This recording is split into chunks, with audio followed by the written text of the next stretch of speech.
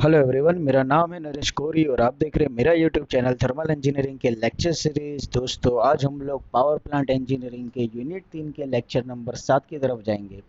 देखिए, मैंने last lecture में आप लोगों को मल्टी रेट स्टोकर के बारे में पढ़ाया था। आज हम लोग पढ़ने वाले हैं पल्वेराइज्ड फ्यूल सिस्टम के बारे में। देखिए, पल्वेराइज्ड फ्यूल सिस्टम क्या है।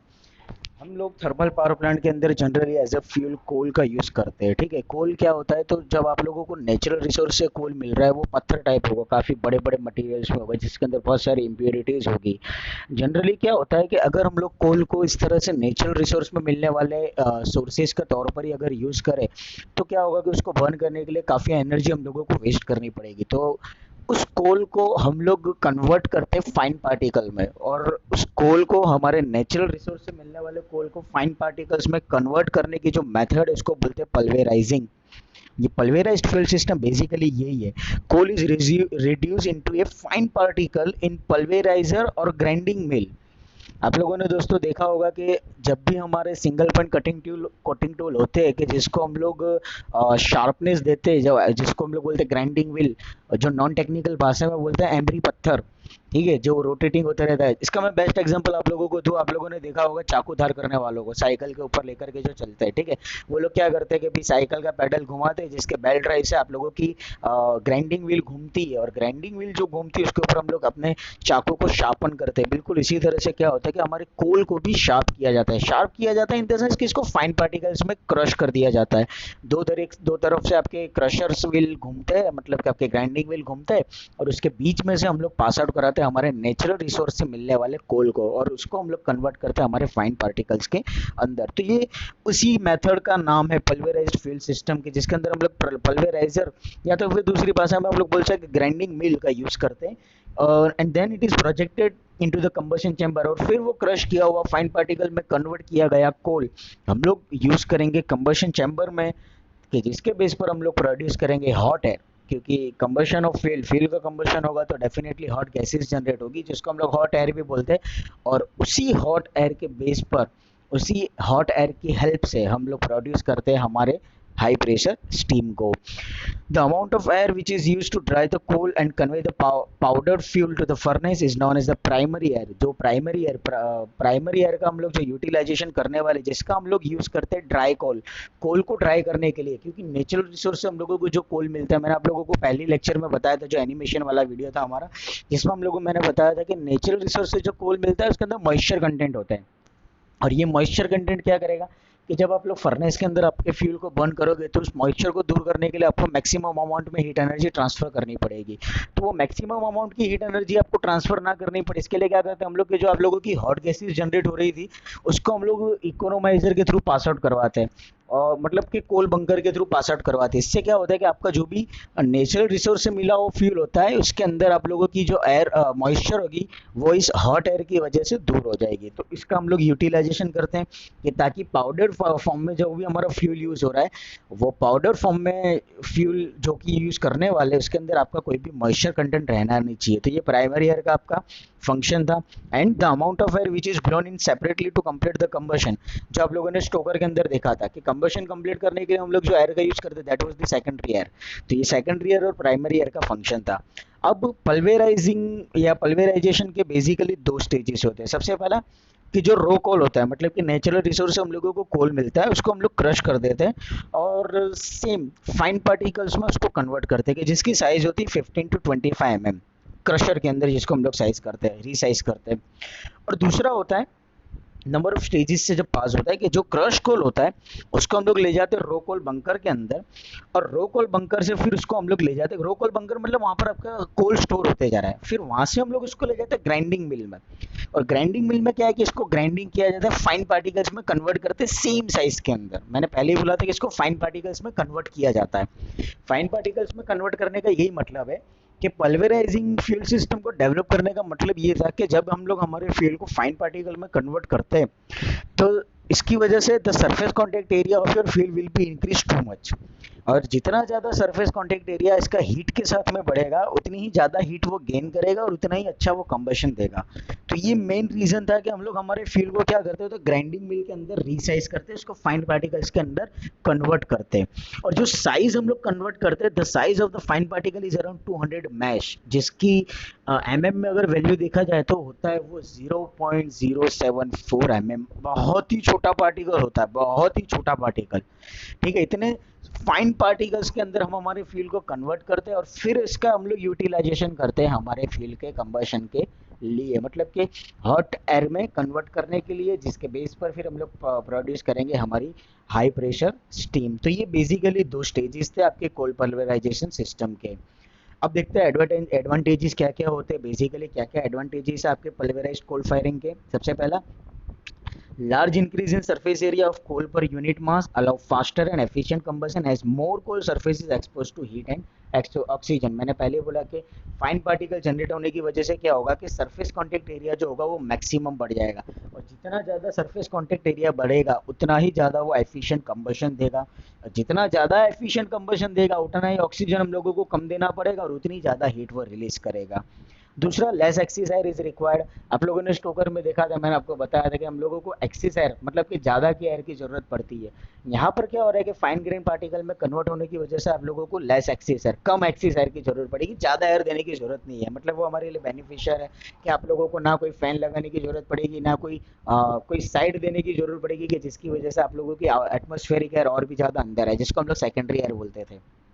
तीसरा एडवांटेज क्या होगा, any type of coal from anthracite to peat can be burned. इस तरह से इस तरह की मैन्युफैक्चरिंग सिस्टम की वजह से क्या होगा कि आप किसी भी फ्यूल को बर्न कर सकते हो इजीली, फिर वह एंथ्रेसाइट हो कि फिर पीट हो। Better response during load variation for better combustion. कोई भी लोड कंडीशन ले आओ, लो लोड कंडीशन हो, मीडियम लोड कंडीशन हो, हाई लोड कंडीशन हो, पिक लोड कंडीशन हो, कुछ भी कंडीशन हो, आप लोगों को बेटर कंबशन मिलेगा। large amount of heat is released, steam generation rate is 2000 tons per hour। मैंने पहले ही बोला, हम लोगों ने पहले एडवांटेज में देख लिया कि हम लोगों को सरफेस कांटेक्ट एरिया ज़्यादा मिल रहा है, हीट रिलीजिंग ज़्यादा मिल रही है, मतलब डेफिनेटली जितनी ज़्यादा हीट रिलीज होगी उतना ही ज़्यादा हाई प्रेशर स्टीम आप लोग जनरेट कर पाओगे, और जितना ज़्यादा हाई प्रेशर स्टीम आप लोग जनरेट कर पाओगे उतनी ही अच्छी एफिशिएंसी आप लोगों के बॉयलर में मिलेगी। और यहाँ पर हम लोगों को स्टीम जनरेशन रेट मिलता है 2000 टन पर आवर। काफ़ी हैवी रेट है ये, बहुत ही ज़्यादा हैवी रेट है। अगर पिक लोड कंडीशन है तो ये हमारे लिए बेस्ट एडवांटेज होगा, ये हमारे लिए बेस्ट सूटेबल कंडीशन होगी, ये बेस्ट सूटेबल सिस्टम होगा कि हम लोग हमारे बॉयलर को मैक्सिमम लेवल पर यूज़ कर सकते हैं। Clinkering and slagging problem is very low. आप लोगों को क्लिंकरिंग और स्लैगिंग, स्लैगिंग मतलब कचरा जमा होना, क्लिंकर यानी छोटे छोटे हॉट पार्टिकल्स जमा हो जाना, ये सारी प्रॉब्लम्स जो होती है वो काफ़ी लो है आपके पल्वेराइजेशन सिस्टम के अंदर। Carry over of unburnt fuel to ash is practically nil. जो अनबर्न फ्यूल हम लोगों को स्टोकर के अंदर मिलते थे यहाँ पर नील अमाउंट के बराबर हो जाएंगे, मतलब जो आप लोगों को ऐश मिलने वाली है वो ऐश अमाउंट आप लोगों की काफ़ी कम हो जाएगी। जैसे कि इसका नीचे दिया लो ऐश हैंडलिंग प्रॉब्लम, क्योंकि ऐश काफ़ी कम जनरेट होने वाली है तो डेफिनेटली फिर इसको हैंडल करने के लिए भी आप लोगों को सिस्टम ज़्यादा डेवलप करने की ज़रूरत नहीं है।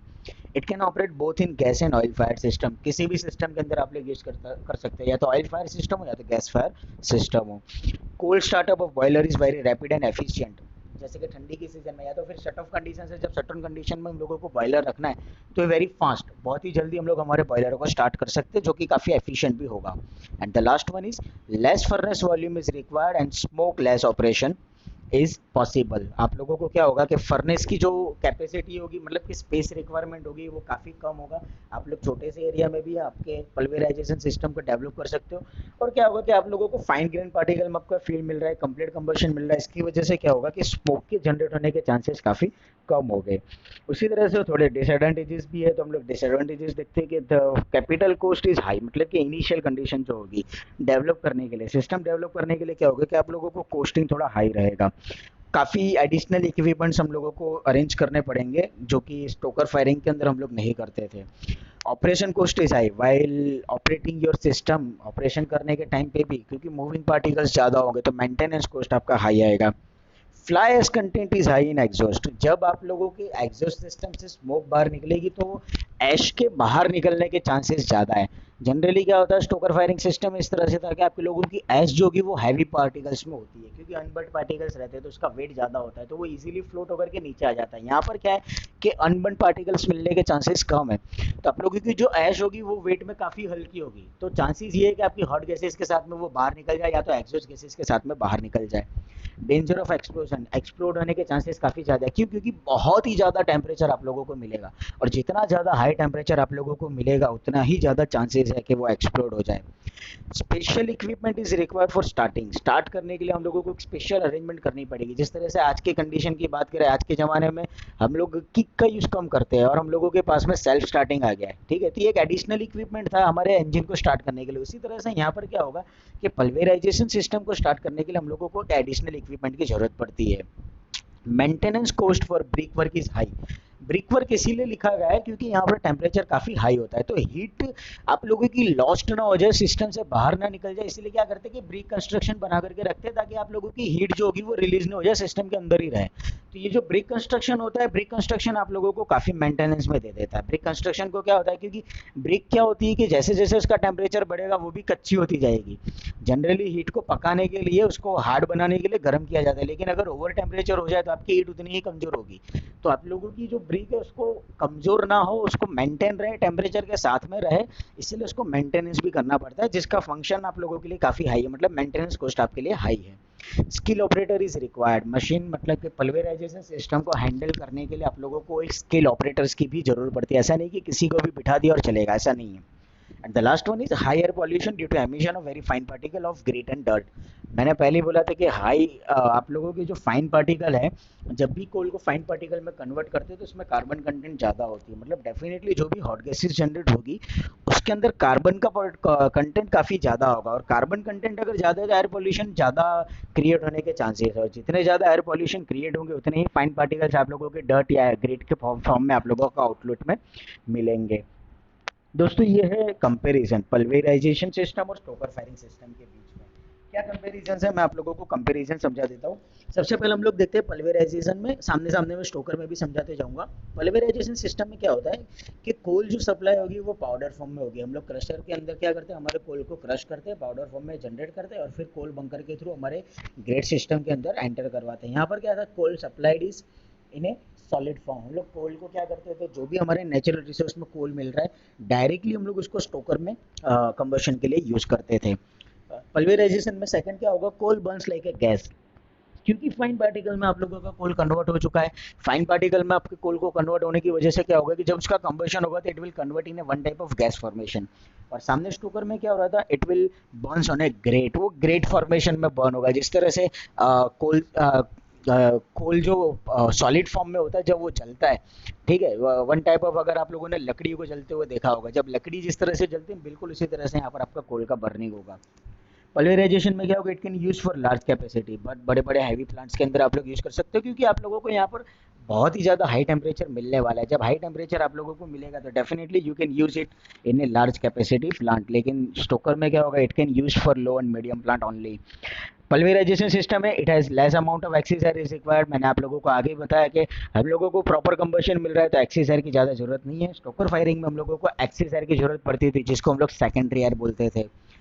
पल्वेराइजेशन में क्या होगा कि more building space is required. Pulverisation system compact नहीं है स्टोकर फायरिंग की कंपेयर में, तो यहाँ पर स्पेस हम लोगों को ज़्यादा चाहिए होगी। सामने स्टोकर फायरिंग में क्या होगा कि less building space is required, छोटी सी जगह में भी हम लोग हमारे फील्ड हमारे स्टोकर फायरिंग सिस्टम को सिचुएट कर सकते हैं। पल्वेराइजेशन सिस्टम में मेंटेनेंस कॉस्ट आप लोगों का ज़्यादा आएगा। मैंने आप लोगों को डिसएडवांटेजेस में बता दिया कि ब्रिक कंस्ट्रक्शन है, moving particles etcetera etcetera etcetera, तो आप लोगों को मेंटेनेंस कॉस्ट ज़्यादा देना पड़ेगा। सामने स्टोकर फायरिंग सिस्टम में क्या होगा, आपका मेंटेनेंस कॉस्ट लो है। पल्वेराइजेशन सिस्टम में ऑपरेटिंग कॉस्ट ज़्यादा है, क्योंकि ऑपरेशन के लिए आप लोगों को स्केल टेबल की ज़रूरत पड़ने वाली है, तो सामने सैलरी वैलरी दोगे, मेंटेनेंस जाएगा, ऑपरेट करने के लिए हम लोगों को ध्यान देना पड़ेगा एक्सेट्रा एक्सेट्रा, तो ये सारे फैक्टर्स थे। सामने स्टोकर फायरिंग में क्या है कि operating cost is very low. यहाँ पर स्किल लेवल अगर आप लोगों के पास में नहीं है ना, तो अभी हम लोग हमारे स्टोकर फायरिंग सिस्टम को जनरेट कर सकते थे। पल्वेराइजेशन में possibility for explosion is more, क्योंकि जहाँ पर ज़्यादा टेम्परेचर मिल रहा है, हाई टेम्परेचर से आप लोगों का फ्यूल कंबस्ट होने वाला है, तो एक्सप्लोजन होने के चांसेस ज़्यादा है। स्टोकर फायरिंग में आप लोगों को इतना टेम्परेचर ज़्यादा मिलने वाला नहीं है, सिस्टम आपकी काफ़ी ईजी है, कॉम्पैक्ट है, तो यहाँ पर क्या है, एक्सप्लोजन के चांसेस कम है। और पल्वेराइजेशन सिस्टम क्या है, आपकी मोर एफिशिएंट कंबशन देगा, मतलब कि आपको पूरे पूरे चांसेस है कि 100% कंबशन देगा। ऐसा तो पॉसिबल नहीं है, लेकिन 100% चांसेस कंबशन के चांसेस रहते हैं। लेकिन स्टोकर फायरिंग सिस्टम के अंदर ऐसा नहीं होता है। आपका फ्यूल मोस्ट ऑफ एस के साथ में नीचे फ्लोट होकर के वेस्ट हो जाता है, तो ये हमारे लिए लेस एफिशिएंट हो जाएगा। Pulverisation fuel handling system basically दो टाइप से होते हैं, एक होता है यूनिट सिस्टम और दूसरा होता है सेंट्रल और बीन सिस्टम।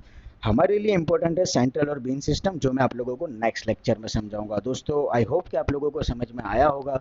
अगर मेरा लेक्चर पसंद आए तो प्लीज़ इसे लाइक शेयर एंड सब्सक्राइब जरूर कीजिएगा, और अगर आपको कोई क्वेश्चन है तो आप मुझसे कॉमेंट बॉक्स में जरूर पूछ सकते हो। Thank you so much.